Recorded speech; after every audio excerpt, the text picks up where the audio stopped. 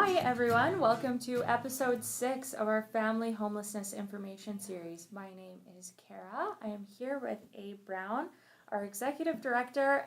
We're talking about housing, a very important topic and a really large trending topic in Calgary right now, especially affordable housing for families experiencing homelessness.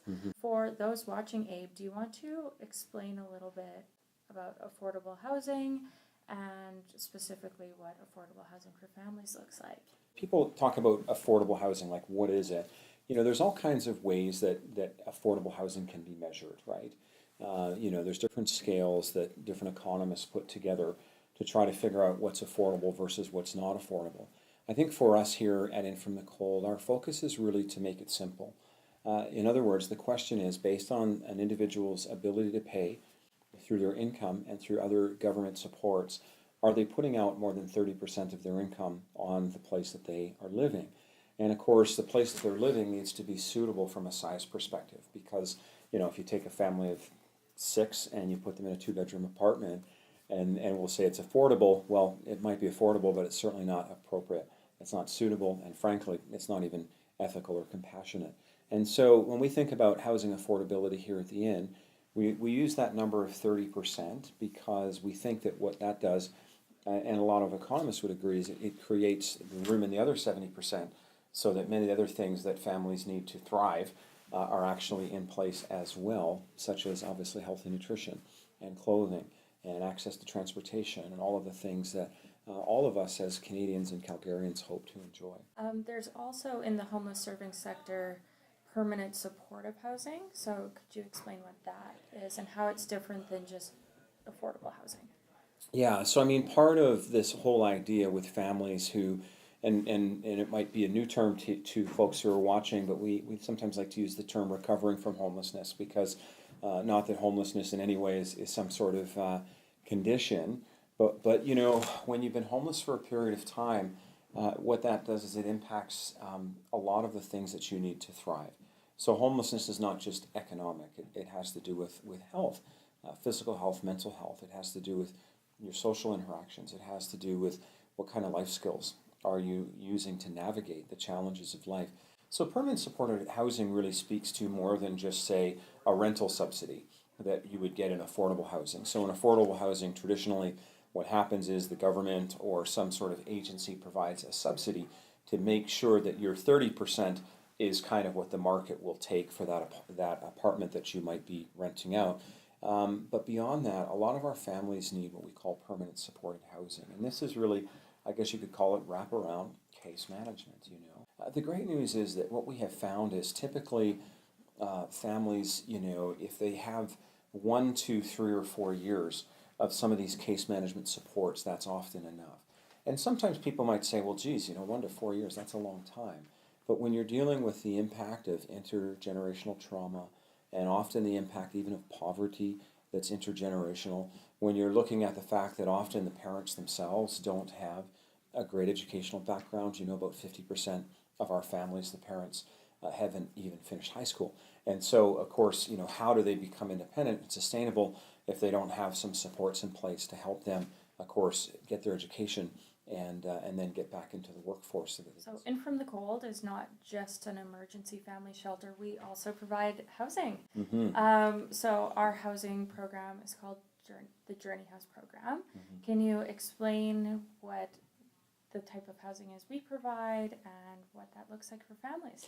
Absolutely. So, Journey House is really probably the main iteration of our housing program, but really it is just one iteration. So in From the Cold, sort of housing spectrum, there's quite a continuum. So like you referenced, if you wanted to sort of look at this side as being the entry point, folks come into emergency shelter, and our typical length of stay in the emergency shelter here, and of course this is the main building, 110 11th Avenue Southeast, right downtown here in Calgary, where In From the Cold that is our emergency shelter. Families come here, and they tend to stay about 40-45 days. And within 40-45 days, we're able to stabilize them in the middle of their crisis and then, support them to help find a place to go. And then, of course, what you would enter potentially is what we call Journey House 1. So Journey House 1 is really for very complex families. So these are families who need lots of case management, like we talked about. And so, our emergency shelter, on any given night, we've got about 25, 30 families. But in our Journey House housing model, which is, again, pretty complex families, we've got about 20 families or so. And then beyond that, there's what we call housing with intensive supports, but it's in a scattered site model. And not to get too technical, but scattered site essentially means these are families who are housed in community. But in scattered site, it means they could be my neighbor, they could be yours, and so they're scattered throughout community. And of course, they're a bit less complex than, say, a Journey House resident, but of course, they still need some level of support. And often that is just, again, system navigation, it's case management. It's really often, helping them to sort of find the strength, the courage, the resilience to really take the steps that they need forward. And we want to cheer them on and be available to support them. And then beyond that, we've been looking quite thoughtfully at some other housing models as well, but taking on sort of a whole community of let's say, townhouses, where perhaps in from the cold, maybe with another partner, could buy 50 or 100 townhouses and essentially put several families into that. But the idea would not be all formerly in from the cold families, but it would be a mixture so that, of course, families could reintegrate and really connect with the community supports that are so important. So recently there was a story put out about Calgary being one of the worst cities in Canada for families and housing affordability. Can you speak on the lack of affordable housing for families? Yeah, no, that's such an important question, because there's this article that came out where, there was an assessment done. And I mean, I'm a Calgarian, love this city. And so when you see a headline kind of like that Calgary is the worst at anything, you tend to pay attention. I think that the message really for us is, Calgary is a boom and bust city. And in the middle of that, what has happened has been builders have built to the market. So when the market is booming, what do they tend to build? I mean, they tend to build a lot of entry level houses, but not so much for rental, of course, for purchase. And that's why Calgary, which one good thing is we have one of the highest rates, if not the highest rate of home ownership in the country. So that's the good side.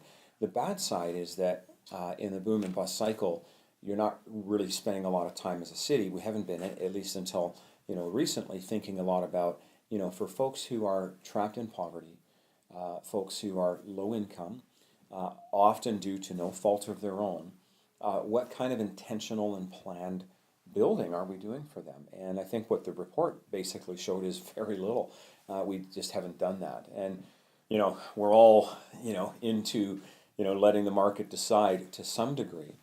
But the point of kind of having government and or agencies like In From the Cold step in is to moderate market extremes, right? And to make sure that we support families when they enter into times of vulnerability. There is only a very small percentage of all of the affordable housing in this great city that is suitable for In From the Cold families. So only 24% of all the affordable housing in Calgary is 3-bedroom and or more.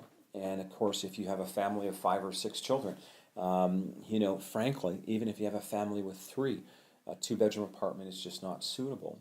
And so what we have really put a lot of our time and attention into at the end is how do we rectify that? If we just leave this to the market, clearly what we see is what we've gotten, and that is that these families end up vulnerable.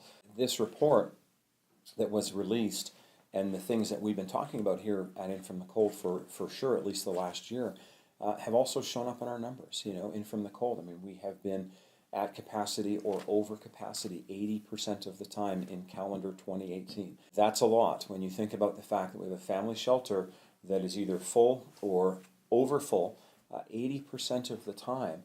And it doesn't take a rocket scientist to see that there's a direct linkage. What can people watching do to be advocates for affordable housing? Yeah, well, I mean, one of the best things that you can do is support organizations like In From the Cold. But you can always specify, I want my donation to go to housing, vulnerable families. So important that you help us do the work.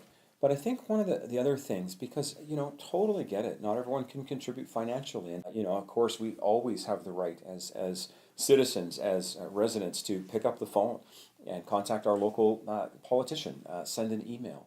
And I would suggest, frankly, at the city level, so talk to your city councilor and tell them that you want the city of Calgary to do more. And I think, certainly at the provincial level, because the provincial government here in Alberta has a great opportunity to be a part of a very important solution. And the solution does need to be province-wide. It's not just Calgary or just Edmonton. I think at a whole, we need the province to perhaps do a little bit more. And certainly at the federal level, I mean, all three levels of government need to be told by us to work together to solve such a critical important issue as child and family homelessness. But the other thing you can do is go to the In From the Cold social media sites on Twitter and on Facebook, absolutely on Instagram, and share and reshare and post and repost and kind of get behind what we're doing, because we're trying to sort of put this issue to the forefront. You may never get to know one of the families in shelter that your advocacy helps, but we can promise you your advocacy means a lot. And on that note, we sure would love for anyone who's watching to come and take a tour here anytime as well. And we'd love to show you what's really going on here, because I think just walking through this building, it's pretty tough to not have something tug at your heartstrings. All right, thanks, Abe. And thank you for tuning in to this week's episode of our Family Homelessness Information Series. We're going to have a lot more information on housing coming at you in the next couple weeks, so stay tuned for that. We'll also have more interviews with individuals throughout the homeless serving sector and throughout the city.